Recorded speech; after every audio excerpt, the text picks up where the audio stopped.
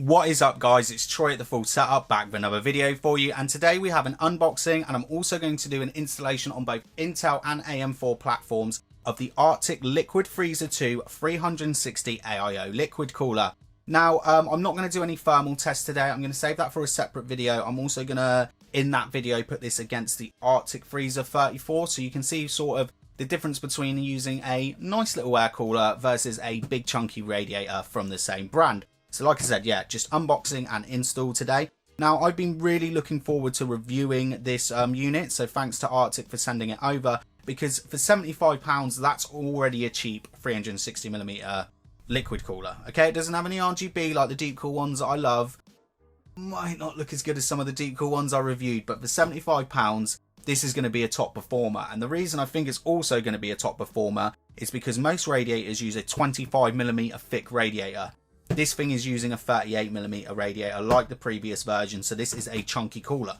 I was quite surprised by the box, because that's the box that the Castle 360 came in. Now, I thought that was a beautiful cooler, but I didn't think it performed very well for its size, and I think that came down to the fans. Now, knowing Arctic, I'm going to know the fans are going to be pretty decent with this. So let's have a look around the box now. Now, it is a bit hard for me to get it in shot. My tripod's sort of up. It could go higher, but then it would just be in my face.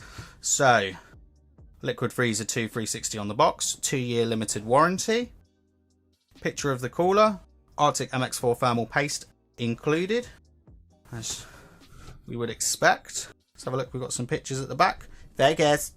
Now, this is using a PWM control pump, so most of the other coolers, well, pretty much all the other liquid coolers on the market are using DC pumps. It's got integrated cable management, integrated cable management, pressure optimized fans, which is what I'd expect to have with a AIO cooler, maintenance free water loop. It's also got motherboard VRM cooling fan. It's a little 40mm fan. Still not completely sold on that. Ready for extreme overclocking. Basically the box contents. And then we have, focus, sort of the specifications that we got going on here. That might be a little bit too close to you, but they do their noise levels in zones. When are you going to change to decibels? Everyone else is doing it in dB. I'm going to complain about this every time, Arctic, till you change it or you just stop sending me things. 200 to 1800 RPM on the fans as well. These are black fans, but they also make the fan in white. This is the P12 fan. So I am planning to swap these all out for P12, not for this video, but at a later date, because it will go nice on my white and black build. Pretty basic box, nice and slim packaging, but that's because, if you can see there, so you probably won't see that because it's upside down, carbon neutral. So the smaller you package things, as long as it's going to stay safe inside, then you can get more of them on the plane or the ship or the delivery truck, you know, and that's just going to be better for the environment. So maybe we could say bad deep cool for your big boxes. What's in here? Now, again, this is another package, you know, saving thing. So you just scan that with a QR scanner and it will give you the install guide. But they also have the install guide on the website, sort of where it's going to push you over to. Now, here we have the back plate, which I imagine is going to be for Intel. So for AMD, AM4, maybe AM3. Let's see, it doesn't say it's compatible with AM3. You're going to be sticking that to the direct backplate. Does do Intel 2066, 2011 V3, you know, the 115 series. I've just got the specs on me on the screen behind me. Doesn't say anything about Threadripper. Everyone always says I say Threadripper wrong. Sorry, I've got a freaking accent. Threadripper. There you go, just for you people where it really annoys. Threadripper. Then we have the mounting brackets. I've seen these before. These look pretty much similar to what I use on their Freezer 34 cooler. Talking of Freezer 34, oh, they didn't just send that. Look, they sent this little puppy in white. Going to do an unboxing of that, not a full review, but this is the cooler that we're going to do a comparison of. I've done a full review of this in black, so if you want to know how that performs with a Ryzen 2600, link in the description below, but this is beautiful. Anyway, back to the video we're supposed to be looking at. So then you have all your pins like in one bag. I know this is space saving, but come on, guys, you know, for a lot of people that are, you know, some people struggle the first time they install coolers. And for all of this, it should be labelled in Intel and AMD bags, like every other cooler company on the market. I know you're trying to save on packaging, but I'm not happy about that. That means I've got to sift through all of those. You could drop some. They should be in separate bags. So I would like to see that sorted out. Then we have what looks to be some little plastic washers, which go on the back of the motherboard. It's already the install guide. And then this. Arctic, I'm not just going to give you crap for this. Every company on the planet that gives these little tiny little... Fair kiss. These tiny little peel it off, put a bit of paste on. I don't like it. What you have to remember is not everyone is super confident. You know, they might mess it up the first time. And to be honest, the first time I always install a cooler, I generally take it off to make sure that I've put enough paste on and that it's spreading properly and it's making good contact. Would have preferred you to seen you put one of your tubes in, even if it was just a little 2mm tube like this. But Arctic MX4 is really cheap thermal paste. Highly recommend it. So yeah. I mean, it's just an unboxing. You can't judge a product on its unboxing, but I've been spoilt by the brand I mentioned earlier for a while now. And, you know, just their stuff, it's all labelled out nice. You get loads of extras. So, I'm going to give you a little con there, but that's not going to be a con in my main review video. Wow. This thing is huge. It is huge. It's an absolute tank. Jesus. So let's give it the extra measurements, even though I could just read them out for you on the specs. So it is about 40 centimeters in height. I know a lot of people always think 360. No, you can obviously have the top and bottom of the radiator. You know, some cases might say they take a 360, but I've had them be quite tight fits before. And then width wise, what are we kicking in? It's about 60mm in width as well. So we've got the 38mm plus the 20mm fan. Huge, huge heat stack. Now, I'd probably say it's a bit overkill for a Ryzen 3600, but to be fair, that CPU is running hot. If you want to overclock it to get that extra 100 megahertz, that CPU cooler is running hot. Now, I want to take a measurement of the tubing, because I know a lot of you always like to ask the length of tubing. This is only going to be a rough estimate, guys. 44 centimeters, maybe a little bit more. From the fit-in, 45 centimeters on the tubing. Lovely tubing here, really nice braiding. This is really good to see. Now, I did want to buy the original freezer cooler. This is before Arctic even sent stuff for me, but I just didn't like the look of it. And I know what it comes down to is always the cooling performance, but you know, I didn't like the look of it. And this, I'm not 100% sold on this yet. We're gonna have to see. It looks better than the pictures I originally saw, but I'm not 100% sold. And this little fan here, this is the thing, right? I've noticed this from a few other reviews I've read. Now, if you can see, we don't need to do any wiring. We literally need to plug in one cable. So that's a huge pro for the install side of things. So it hooks up in here. You can see. Hooks up in here. Then I imagine a wire, I can feel it. It's going all the way down this tubing. There's a wire down in here. And then that comes out here. So the whole thing is PWM fans. We've got the P12 fans on here. PWM 40mm spinny thing. Don't know how noisy that is yet. But if it's a noisy little fan, that's going to be a little bit annoying. And then the pump as well. All built into one. It's great for an install side of things. Really quick to install. I'm literally going to slam this in the case. Put the mounting bracket on. It's done. But I would like a bit of separation. I would like my fans wired separately. And I would like my pump wired separately. Separate control. I know it's all PWM, but I just feel like that's how I've always done it. So maybe this will be fine, but I'm not big on change. Now there is the block. Let's get some focus.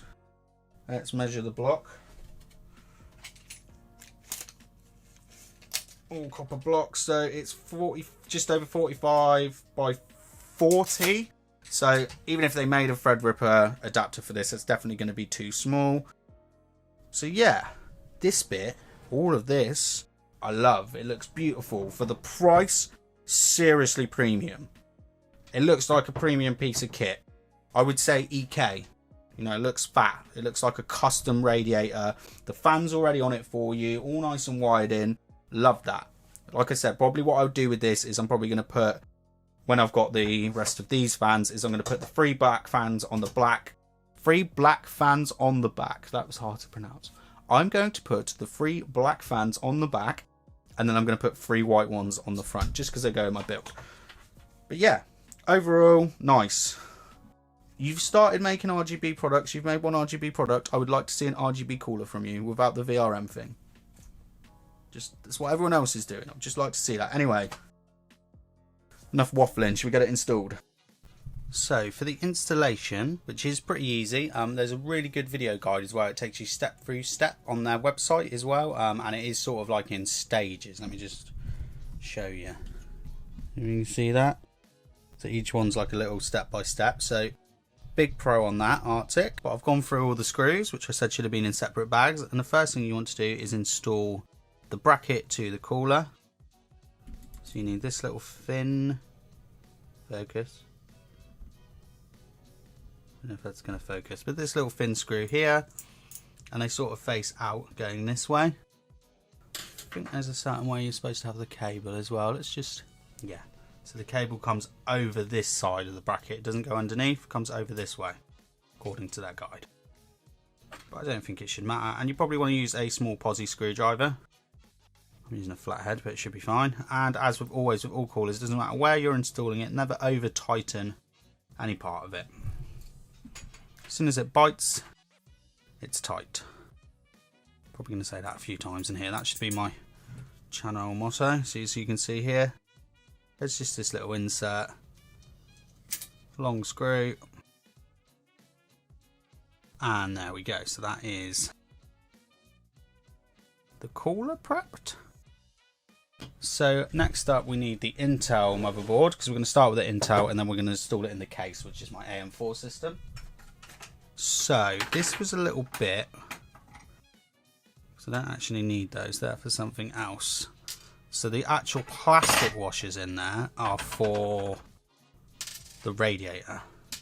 So I don't know if that's to stop your radiator getting scratched, but that's what they're for, maybe to stop it sliding around in the case as well. But you should use these washers. Now I'm not going to use these today, and that's only because I may want to install this on an Intel system at a later date, so I want to keep those for this. So I'm not going to over tighten anything, because I don't want to sort of scratch the board, although this board does only have 2 of its memory channels working. But you have to basically install this backplate, and this is where I've got a slight little issue. I need to try and get some focus with the design here, and I think if you put the little washers on, it wouldn't slide around so much. But I don't know if you can see here, this little bit here which goes into the board doesn't protrude that much, and this bit's a bit fat here, so it doesn't actually go through the holes on my motherboard. So you might find some boards it sits super snug, but for this one, Asus motherboard, let me just look at another motherboard, another brand. I've got an MSI one here. I'm going to hold this into position off camera. No, that's the same as well. Essentially, I think the rubber bit would hold it into place, but it's got a tendency to slide around. So I'm holding it in there. If you were putting this while it's already in the case, I would get someone to hold it into position for you. You would then obviously, so you put one of these either side of it. So essentially what I would do is just start one. Again, I'm not going to over tighten these because you should be using the washers. So I would put one into position, and then I would move your back plate. What did I go for? Shortest side down. And then do the alternate corner. So yeah, if you were still doing this in a case, just get someone to hold the back of it while you put a couple in, and then you'd put the case down on its back and install the rest of the mounting bracket. That's all you do, just put these 4 in. Next up, we're just going to put a little touch of thermal paste. Now obviously this CPU definitely doesn't need a cooler this size. This is an Intel G5400 and a Z370 motherboard. If any of you are wondering why 2 of the channels are broken, sadly when I was in a bit of a rush, you know, I do take things apart so often. I bent one of the pins on the board. Everything else works fine, and luckily it is still the 2 channels that I need. But that's sort of the reason I haven't been using this board on the channel. All the performance scores when I had the i5-8400 in it are exactly the same, but because it is a damaged board, I try not to use it for any benchmarking on the channel now. To be fair, for about 3-4 years of YouTube, it's the first part I've damaged, so I'm pretty happy. Well, I'm not happy, but you know what I mean.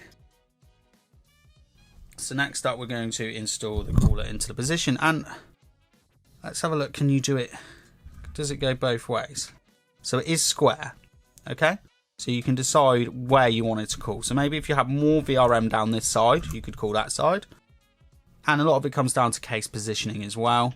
I'm going to go like that because I want the Arctic logo to be here. Stand this big bad boy up. And then you simply just take these 4 thumb screws and you put them on. And as always, like I say on the channel, I like to do alternative corners, not putting too much pressure down on one side, slowly tighten up each side, and then I'll put the other 2 on. I find this matters more as well when you're doing like AMD boards where you haven't got a, you know, like where this CPU is locked into place. So yeah, I was a bit gutted about this board really. Luckily everything else still works. I think I'm going to use this actually as a little like Plex or Unraid server is the main plan once I move into my girlfriend's house. I've got 6 SATA ports on it, so it's just about enough for me to build a little tiny Unraid server and run Plex on it as well, because you can it can transcode more streams with the Intel GPU versus an NVIDIA one. I built an Intel one with Plex. So there we go, that's it basically. Obviously, you know, like I said, make sure you put these on. You don't want to be scratching your board. Installation, very good, very easy. I just feel like the little slots on the back plate could just be a little bit longer. That bit there where it's got the little recess on it, it doesn't need it. If I compare it to, I can't dig one out right now, the backplate on the Corsair coolers that I've got, you will notice that it does protrude a little bit more. So that's the only little bit, but other than that, installation wise, what would I give it? The fact that you haven't got to sort any cables out as well on the Intel platform, just literally plug in this one wire and you're done. I'd give it a solid 9. Solid 9 on the install. So next up is the AM4 install, and I'm super looking forward to getting rid of this big massive air cooler. As much as I absolutely love the Assassin and I loved the Noctua cooler as well, is it the DH15, the D15? It's a royal pain in the arse for me with the channel, because in a case this side, this isn't the biggest tower, but it's still a little bit bigger than a mid tower. Yeah, still sort of a mid tower, but a large mid tower. And the problem is I can't get in here to reach my PCIe graphics card out. It's an absolute nightmare for me to remove the cooler. And I also haven't been using my Team Dark Pro RAM in it as well. So I've been limited to 3200 megahertz with the Ryzen 3600 at like very sort of a loose CL16 timings, because these are only 2600 megahertz anyway. So I'm going to be back to 3600 megahertz memory. It's going to be super easy to pop anything out. I'm not going to remove this on camera because I've been dreading this bit, but I think it's going to be really easy to install. The install on the website is looking super easy for AM4. So I'm just going to get all these parts out and then we're going to put the cooler in. Just going to go here. So I know I said that I would have liked it sort of separate wide pumps, separate wide fans. And to be fair, you could do that. You could just unplug the fan here and put an extension cable in. The install is super freaking easy. Now, I don't know if you can see here, but I've got 2 hard disks down here. So for this case, for now, I wouldn't actually be able to do push-pull in because I can't get a screw right in at the bottom. But I can fix it enough at the top. So you just take one of the little screws and the washer and put it in. Now, this is going to be a little bit hard to see, but where this cooler falls down is where a lot of other liquid coolers have issues with as well. And it's when it comes to the AM4 install. Now, as you see with the Intel, I could orientate it in any position I wanted. The cooler, and that is because the Intel one is, I think it's square, where AMD's isn't. And this is an issue that we've come across with a deep cool quite a few times. This cooler would probably be a better fit in my case next to it here, the Matrix 70, where I can mount it in either the front or the top. Because if I mount it this way, so we have this little puppy here, the fan facing up towards the VRM, can you see my cables, my tubes are crossing over, which looks pretty bad. So how I'm actually going to install it is like this, with the VRM fan not on the VRM. Now, one thing as well, it's still going to be moving air around in the area, and this does help me out, because one thing I was going to say about this is if you've got good airflow in your case, as in if you've got airflow in the top and the back, you're getting loads of air over your VRM anyway.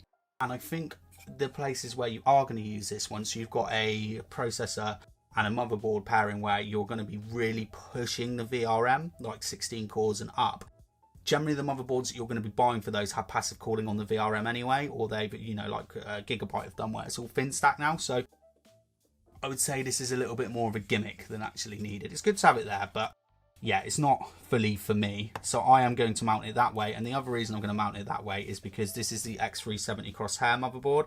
And as you'll see when we see the gaming benchmarks later, and anyone that's seen any gaming benchmarks, this VRM is not pushed at all with the Ryzen 3600. I think for the most it sits around somewhere between 40 and 50 degrees, and that's in a case where it's not getting a lot of airflow. So this is still going to push air around that sort of area, but yeah, we're going to have to mount it. Now, another thing as well, as you can see here, for the AM4, you have to put these bits inwards, as before they were pointing out. So yeah, it's not really the cooler's fault. It's not Arctic's fault. It's not Deepcool's fault. It's not really pretty much any liquid cooler company's fault that Intel's is square, meaning you can orientate their stuff pretty much anywhere you want. AMD, on the other hand, is like a rectangle. So it's just a bit difficult when it comes to liquid cooler position, and it all comes down to your case as well. This doesn't have, you know, masses of places. Well, it doesn't. It has one place, as in my other one has 2 places. Just want to get one screw in started. Again, this would be something where you need to hold the back plate into position. One thing I've done a few times is you can, you know, some back plates will be stuck on some of the AMD. It depends what the motherboard uses. This one's got a sticky back, but because I've took it off a few times, it's lost its stick. So what I've actually got under there is that 120 fan box that we had earlier. So I've got the 120 fan and the box sat behind the back plate, so the back plate isn't going to fall out. And as always, tighten one side a little bit, tighten another one a little bit, until, there we go. See that? I could probably do another tough turn there, but we don't want to do that. It's tight. There we go. It's tight. And then I'll just put the other 2 screws in. AMD screws. Let me get a bit of focus. There we go. So the AMD install, super easy, but obviously I'm not going to be able to take, you know, look at the VRM scores. And this is another thing as well. If you wanted to benchmark this on how much this little VRM fan was doing, having the VRM fan with its own separate cable would have made that a lot easier to test. So the cooler is now installed inside the case then, and there is going to be a little issue I'm going to talk about in a second. You might notice that these fans aren't moving at this precise moment in time, although my CPU is sat at 33 degrees white idle, so that's probably why the fans aren't moving. But there is just a couple of things I wanted to go through. Now, when I first seen this cooler, when I seen the early shots of this and Arctic promoting it, because they promoted this for a good, I don't know, maybe even 4 or 5 months before it came out. They originally showed the water block earlier in the year. And I was looking at it going, yeah, I'd really like to review one of their liquid coolers, because I know they come with chunkier radiators, but I think this CPU block is ugly. That's what I thought. So for me, based on when I'd originally seen it, before I'd used it, before we'd got it out of the box and installed it all, I was going to struggle to give this more than a 5 on the looks thing. And I know it doesn't come down to looks when it comes down to a CPU cooler. The most important thing is, you know, the cooling.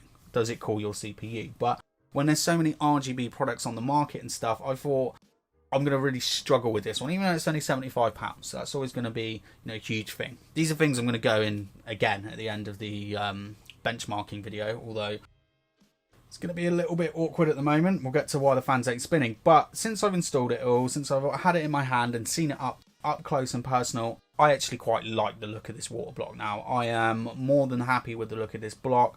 Think it looks very nice. Would really like them to see them make one all in white, because we know they're starting to do that with some of their other coolers now. So I'm going to give it a sort of 7.5 on the looks thing, and the 2.5 markdown is just for the fact that it hasn't got RGB on it, and just for the fact that that little fan spinning around isn't going to be for everyone. If it had RGB, didn't have the fan, I would probably be giving this a 10 straight away. But a 7.5 is very good. I'm happy with everything. One thing I've noticed as well, which you probably wouldn't notice as much if you had the cooler orientated in its right way with the little fan at the top, is I can see where the cable is going all the way down the tubing.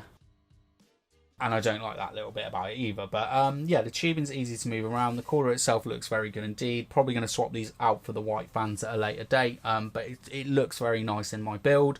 And I'm happy to have that air cooler out because the air cooler has scratched my RTX 2060 right here, right where I can see it. And I know it's there all the time now, which is going to bug me. But this is the little issue. Let me spin you around. Let me get you into position. This is a little issue. And this was something I noticed actually with the, and I totally forgot to mention it in my review. I noticed it with the, which fans are they called? And I noticed the issue with these fans. When I said that I didn't like the little PWM bit that came out of it, that I would prefer a splitter, and there is something that I've noticed when running Arctic fans in their PWM mode, my Asus motherboards do not pick them up properly. They do not pick them up. So these have a 200 to 1800 RPM, but my zero is 1800 RPM and my maximum is 3000 RPM. And funnily enough, my 140mm fans versions of these say they're rated at 3000 RPM. So whatever Arctic's doing their PWM stuff, it is not working for me on Asus motherboards. I've also had some issues running them on Gigabyte boards as well. So this is where that issue was what I said, where I didn't want it all in one, where I wanted my CPU block and my pump separately and my fan separately, has become an issue for me. Now, is that going to become an issue for other people? I don't know.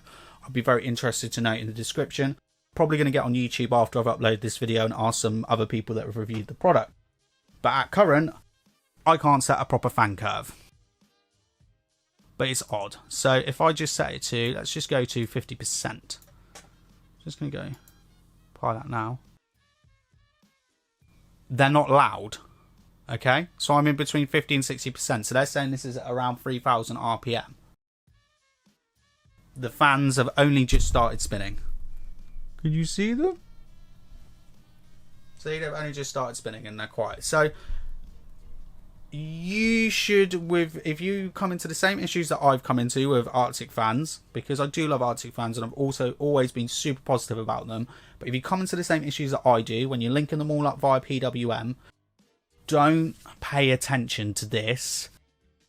Do it by ear. Get a sound meter like I've got if you really want to just sort of hone it right down and just build yourself a curve, because that technically should be loud. That should be really loud. In fact, I'm going to just send them up full max just to see what they sound like. Wow. Audible, definitely audible, but they are nowhere near in your face at all, and that is at full RPM. So there we go. Hopefully I should come back with a review a little bit later for this on the cooling side of things, but what I will not be able to tell you when we do the cooling side is actually how fast the fans are spinning. Going to speak to Arctic about this as well. Hopefully they can get back to me. But if you've got any questions about this cooler, please let me know in the description, and obviously I'll be coming back with some temperature scores a little bit later in January.